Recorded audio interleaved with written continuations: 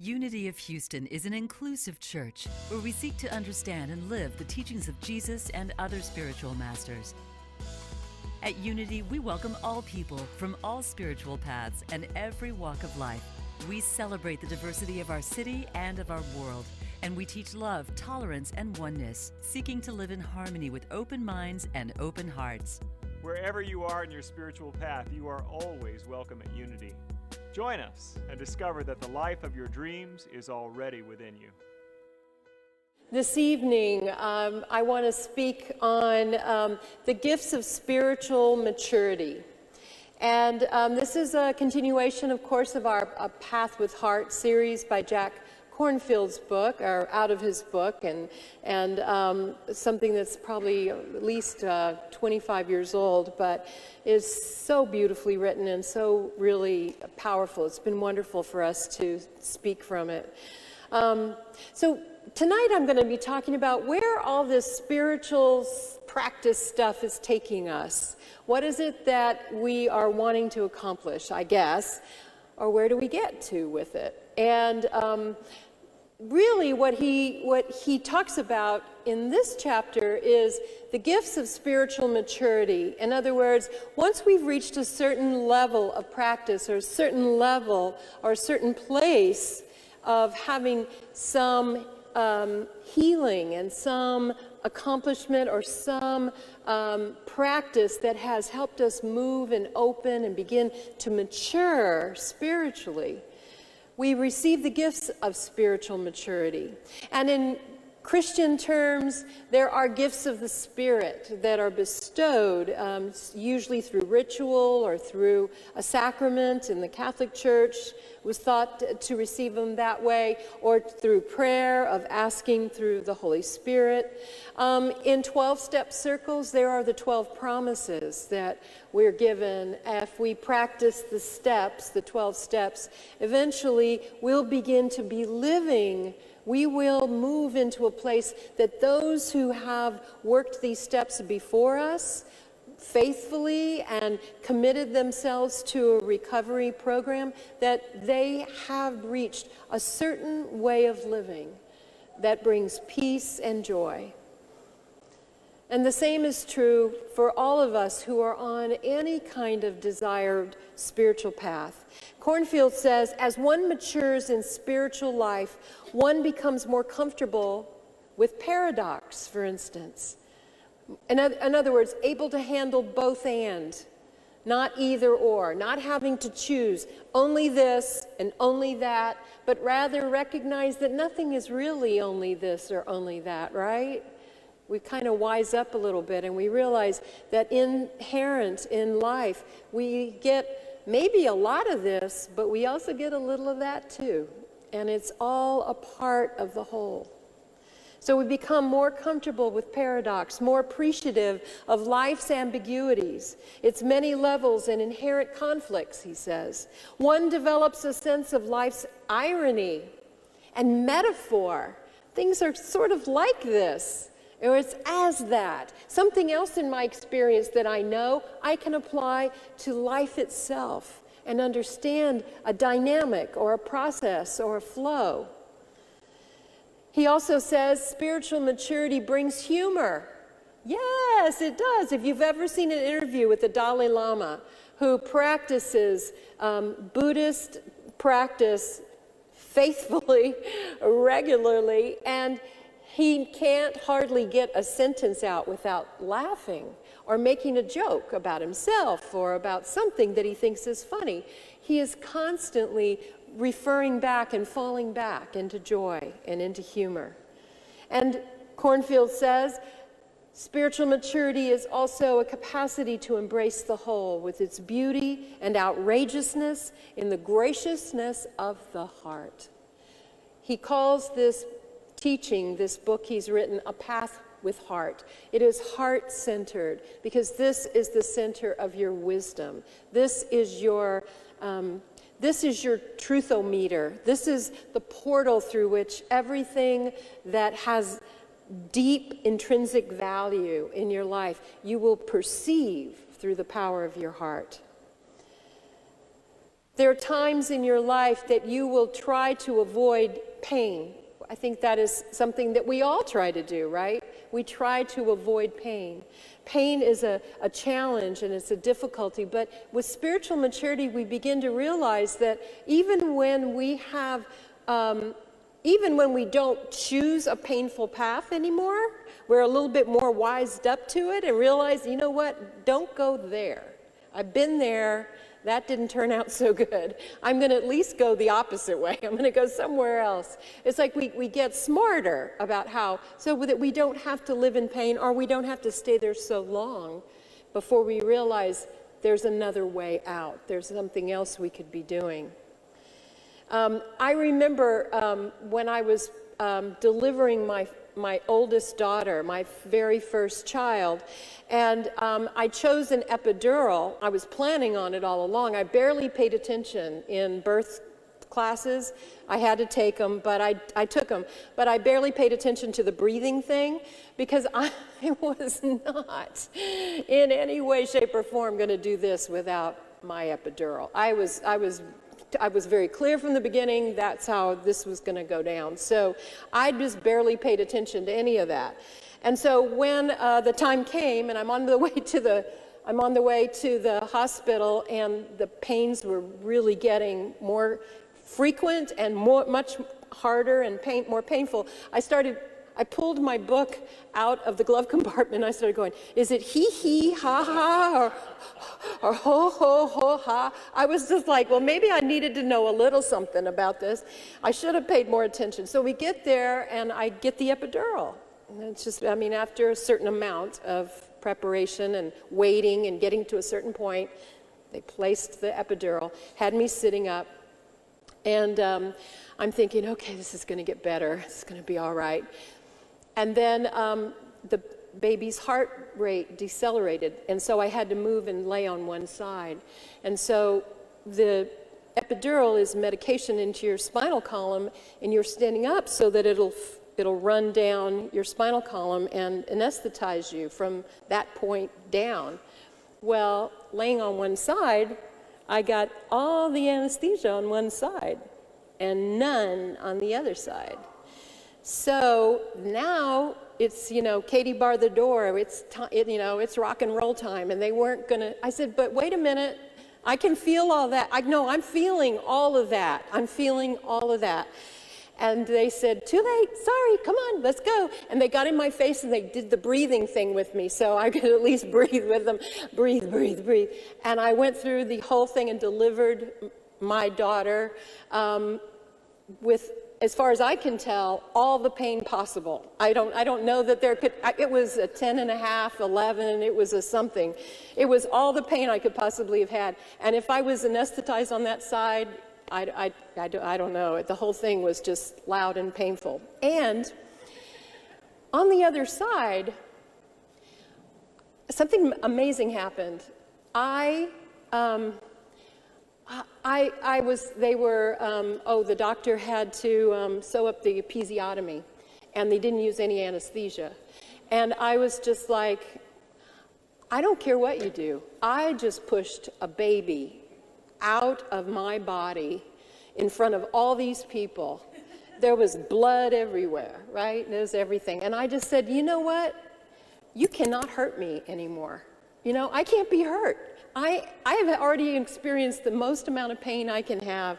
And I thought there was a place where I had gotten without fear. I didn't have fear anymore about that. And I realized that we can go through an experience of a certain amount of pain. Now, I don't want to equate all pain, and I'm not going to, that isn't what my point is here.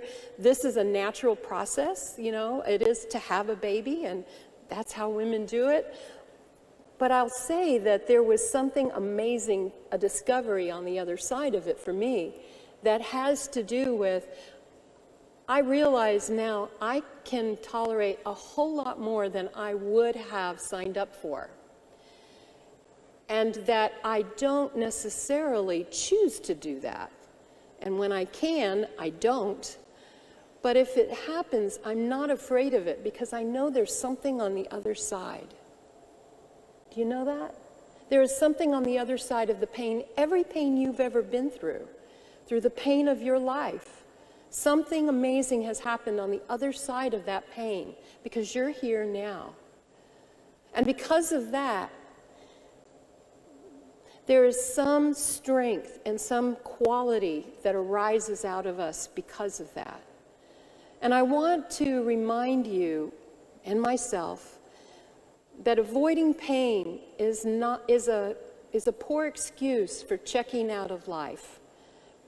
Because what's on the other side with spiritual maturity and practice and living life and experiencing it, we realize that there are great gifts on the other side of great challenge, of great loss at times. There's great power there. Cornfield says, fruit falls from a tree naturally when it's ripe, and after due time in spiritual life, the heart, like fruit, begins to mature and sweeten. Our practice shifts from the green, hard growth of seeking, developing, and improving ourselves to a resting in mystery. It shifts from reliance on form to a practice in the face of family difficulties and the fundamental church that sometimes we have followed. He talks about a woman who had struggled early in her life and began to practice Buddhism, and her parents, who were fundamentalists, gave her a hard time in her choice to become Buddhist. And then finally one day she said, you know, my parents hate me when I'm a Buddhist, but they love me when I'm a Buddha. When we are coming from our heart and not our dogma, when we're coming from a place of love and acceptance and compassion from the real truth of us, when we come from our hearts, people feel that. When we are coming from principles and philosophies and ideas and rights and wrongs, when we're still learning our way sometimes, those are the times when we can have conflict and arguments and disagreements. But we don't ever disagree about love, do we? Love is the language that we all respond to. And it's actually the thing we're trying to get better at all the time. Cornfield says the spiritual work we do is required the end of compartmentalization. Like, it only belongs in my spiritual practice, but when I get in the car, Katie, bar the door. When I get in the car and drive in Houston traffic, everybody better look out. You know, no, it's like we're supposed to take that with us, right? We're supposed to be practicing everywhere. Cornfield says the work requires the end of compartmentalization and understanding that whatever we seek to push into the shadow or avoid must eventually be included in our spiritual life, that nothing can be left behind. Spirituality has become more about who we are than what ideal we pursue, or what we say we're about, or what we say we believe. Spirituality has shifted from going to India or Tibet or Machu Picchu to going home and bringing everything we are to every moment we're in it. He says that there are 10 qualities of spiritual maturity, and you're never going to remember all these. But I'm going to tell them to you anyway, and I'm going to try to help you to find one or two that you'll buttonhole and you'll say, that one, I know that one. Oh yeah, that's what that is, right? So think about your own life and how it is that you have encountered some of this. The first one is non-idealism. Maturity is not perfection, Cornfield says. Maturity rests in the compassion of our being, not the ideals of our mind. So it's not about idealism. It's not about holding a high value. He says it does not seek a perfect world or to perfect ourselves or our bodies or our personalities. It doesn't romanticize about enlightenment or certain teachers. It doesn't seek to gain or attain in spiritual life, only to love and be free without those ideals, those perfection. It's not about perfection, is it? He says, without ideals, the heart can turn the suffering and imperfections we encounter into the path of compassion. And there's the prize. The divine can shine through even in acts of ignorance and fear. The divine can shine through even acts of ignorance and fear. The ones I commit, the ones you commit. The ways in which we see someone we judge or someone we hold accountable or blame, that even in that there's some light we've overlooked for the moment. Because no matter how much isn't being true to their soul, in some corner there's a tiny glint of light we've overlooked. For we seek not to perfect the world, but to perfect our love for what is on this earth. That is the hallmark of spiritual maturity. The second one is kindness, based on a fundamental notion of self-acceptance rather than guilt, blame, shame, or fear. Mary Oliver, a beautiful poet, says, "You do not have to be good. You do not have to walk on your knees for 100 miles through the desert, repenting. You only have to let the soft animal of your body love what it loves." Love. Notice we keep coming back to that. How natural our spirituality really is. How really easy it is to just go back to the touchstone. What is my purpose here? To love. What is my experience? What is the indicator that tells me I'm in love? Freedom. When I am free and free to love, you look for those two things and peace will come. Peace is the other hallmark of knowing you have arrived at that place for nothing more than simple peace. Cornfield says, in deep self-acceptance grows a compassionate understanding. And I will tell you that compassion is created in reciprocity. I wish I had a better word for that, but what I really mean is that the only way I can really develop compassion is to experience it first for myself and then for you. I empathize with you, I bring that in. But true compassion is self-acceptance. When I see my failures and my foibles and my places, then when I see it in you, I go, sister, I know what that's like. Brother, I've done it too. And suddenly I give you a lot more space because I am training myself to give myself more space. That's kindness. Patience, he says, is a third one. Spiritual maturity understands that the process of awakening goes through many seasons and cycles. The Zen master Suzuki Roshi said, the problem with the word patience is that it implies we're waiting for something to get better. We're waiting for something good that will come. Patience. Oh, just wait, just wait, just wait. It'll come, it'll come. He says, instead, know that it's a capacity to be what is true moment after moment after moment. The capacity to be with what is true this moment. To discover enlightenment one moment after another moment. That means just wake up. Just say, oh, here we are. Oh, this is it. Oh, now we're having this. Oh, that's what's going on. This, all of this. Patience is watching, breathing, feeling, seeing, with an openness to realizing you're participating in a process that is natural and going somewhere.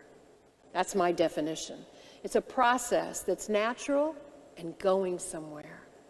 And you're on the road. Number 4, immediacy. We could also call it the now. Immediacy. Spiritual awakening is found in our own life, here and now. Kabir says, of whatever we seek, what is found then is found now.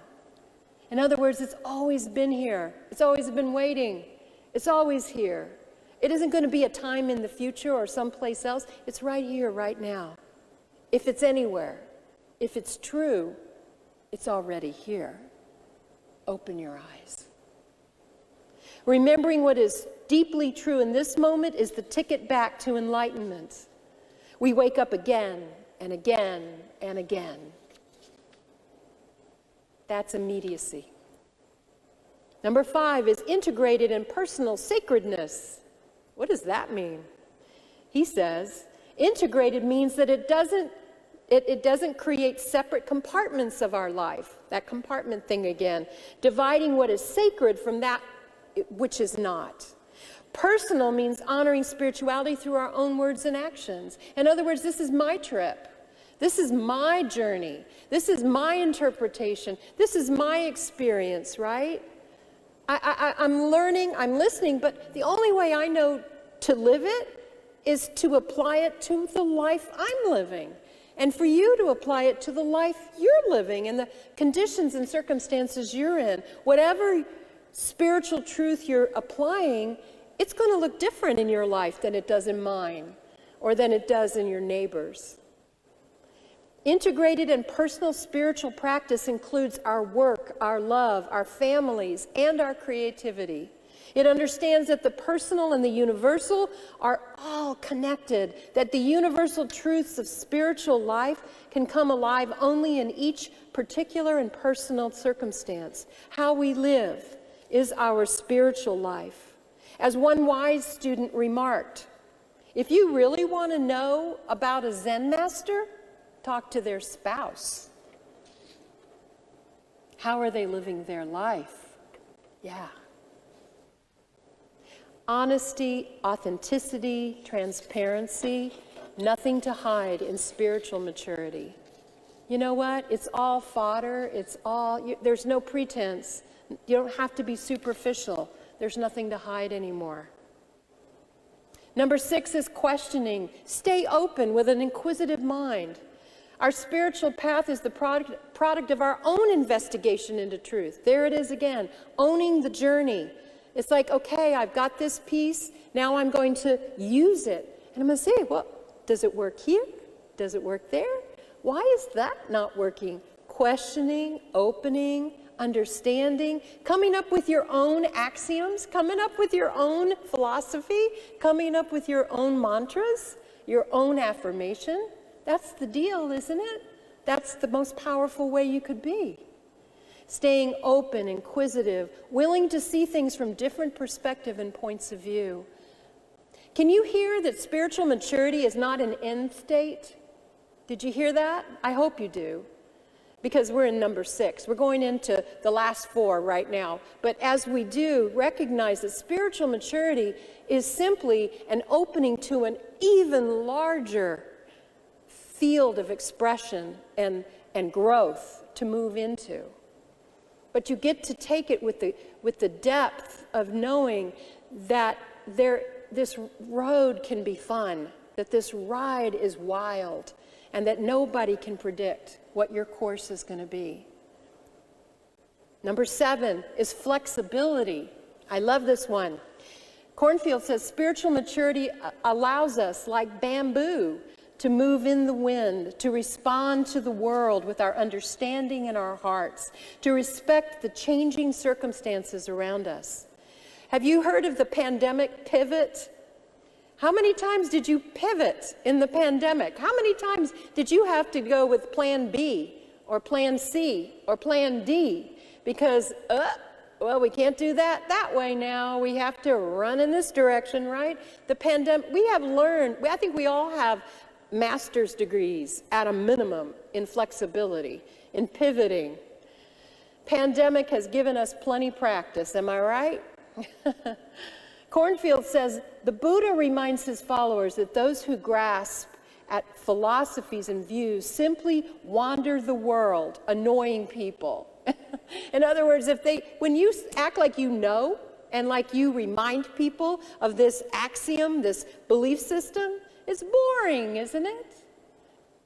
It's only when there's some hard-earned, hard-won experience that makes it come alive, that makes it transferable, that makes it inclusive. The flexibility of heart brings a humor to spiritual practice. That's why this is my favorite. Humor as sacred spiritual practice. Humor has to be harmless, though, gentle, harmless observation, where humor arises from a surprising perspective, like, I didn't see it that way, oh, that's funny, or it's just like this, or the recognition of a shared human ego. I spend more time laughing at myself or others from this perspective of a shared human ego, because I tell you what, our egos are hilarious. They are the things that have all these pompous thoughts and ideas of that we're getting away with something, that people can't really see who we really are, that we can put something over on someone, or that we can just dress nicer and then our self-worth will come up, or you know what I mean? We're just sort of like pretentious at times. And when I catch myself at that, when I realize that's what I was really secretly thinking, it makes me laugh, and I want to tell somebody, because I kind of want to out myself all the time. I want to always tell off on myself, mainly because I think it's hilarious, and mainly because I think it'll make me feel better to know when I make someone else laugh, they recognize that. Because we're all human, and that's how we think. And when we burst that bubble, we don't live in it anymore, at least not for the next few minutes. Cornfield says, my teacher Achan Cha spoke of himself as resting like a tree, bearing fruit, giving room for the birds to rest, moving in the wind. The dharma of flexibility is joyful and restful. Now, obviously that's a metaphor, but how many ways could you apply resting like a tree rests, bearing fruit, giving space for the birds to rest, moving in the wind? How would you translate that to the activities of your life, to the way in which you interact with the world, with those you love, those you serve? Number 8, embracing opposites. Paradox is in the mind. Both sides, both ends, the two opposites are both true at the same time. That's a paradox. That's something the mind has a hard time figuring out. But the capacity to hold contradictions of life comes with our heart. Our ability to embrace with our heart the positive, the negative, the good, the bad, the brilliant, the foolish. A very wise teacher is not always right, and a foolish person is not always wrong. It takes spiritual maturity to stay alert to the opposite in each, and to be able to recognize it when it occurs. That's spiritual maturity, where we don't blame somebody for not being perfect. Because why? We left that at number 1. Non-idealism is perfectionism. That was a waste of time from the beginning. There's no ideal form of me or no ideal form of you. You are becoming, I am becoming. What is inside of me is perfect, and it's coming into visibility. Number 9 is relationship.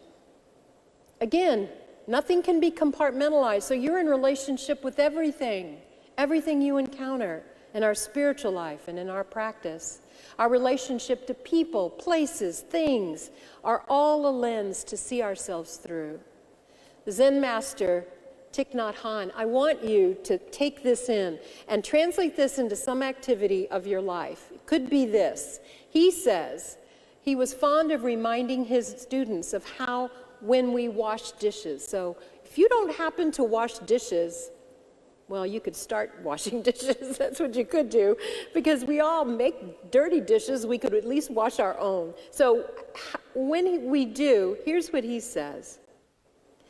Can we wash each cup or bowl as if we were bathing a newborn baby Buddha?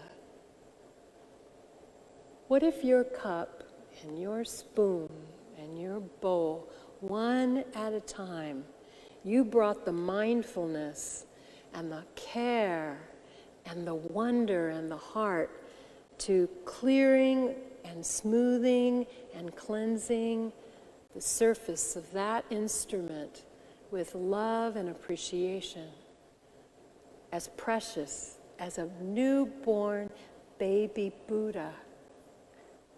Ooh, I love that. Nothing can be excluded from our practice because nothing arises independent of our interconnectedness. You can't separate it out because it's all part of you and it's a reflection of you, and your practice will be diminished anytime you try to only make it this or only make it there. Everything is because we are one. And as my teacher told me, it's all grist for the mill. Everything you encounter, everything. And that brings us to number 10.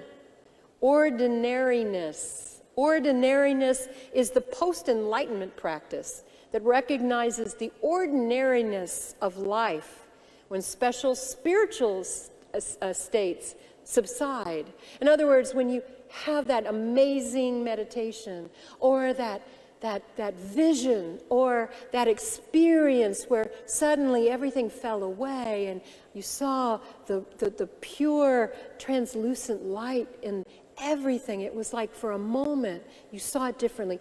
You heard angels sing. There was something powerful and beautiful. And then somehow it slowly subsided and everything went back to normal light and normal sound. And in that moment, you realize that all along, you've been walking in that beautiful light, and you just didn't know it. And so now you are the bearer of that light in all the places where you don't see it, and others don't see it, but you know you're bringing it. Cornfield says, in this ordinariness, there is no higher or lower, nothing to fix, nothing to desire, simply an opening in love and understanding to the joys and to the suffering of the world. And so I leave you with this heightened awareness. We are now prepared to walk in the world, equipped to meet all that it shows us, bestowing love, walking freely. The path of a baby Buddha. Namaste. Thank you for watching this message today. I'd like to invite you to join us in person here on campus at Unity of Houston for Sunday morning or Wednesday evening services.